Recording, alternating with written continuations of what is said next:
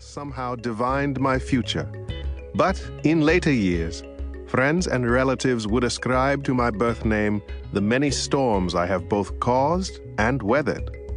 My more familiar English or Christian name was not given to me until my first day of school. But I am getting ahead of myself.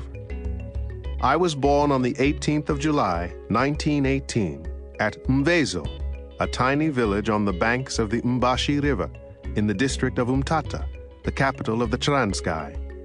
The year of my birth marked the end of the Great War, the outbreak of an influenza epidemic that killed millions throughout the world, and the visit of a delegation of the African National Congress to the Versailles Peace Conference to voice the grievances of the African people of South Africa.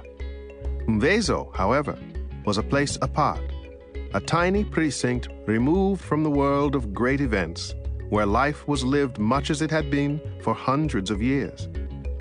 The Transkei is 800 miles east of Cape Town, 550 miles south of Johannesburg, and lies between the Kei River and the Natal border, between the rugged Drakensberg Mountains to the north and the blue waters of the Indian Ocean to the east. It is a beautiful country of rolling hills, fertile valleys, and 1,000 rivers and streams, which keep the landscape green even in winter. The Transkei used to be one of the largest territorial divisions within South Africa, covering an area the size of Switzerland, with a population of about 3.5 million Xhosas and a tiny minority of Basutos and whites. It is home to the Tembu people, who are part of the Xhosa nation, of which I am a member. My father, Gadla Henry Mpakaniswa, was a chief by both blood and custom.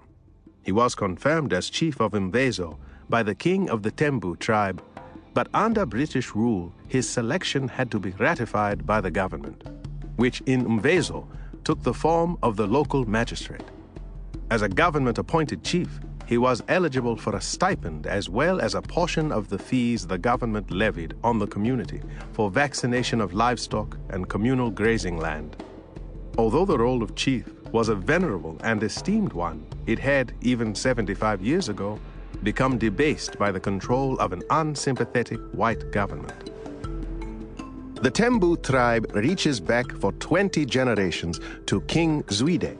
According to tradition, the Tembu people lived in the foothills of the Drakensberg Mountains and migrated toward the coast in the 16th century, where they were incorporated into the Xhosa nation. The Xhosa are part of the Nguni people, who have lived, hunted, and fished in the rich and temperate southeastern region of South Africa, between the great interior plateau to the north and the Indian Ocean to the south, since at least the 11th century.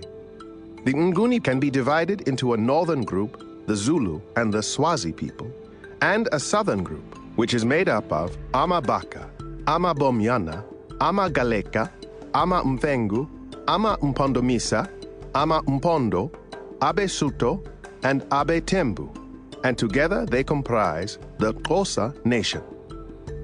The Xhosa are a proud and patrilineal people with an expressive and euphonious language and an abiding belief in the importance of laws, education, and courtesy.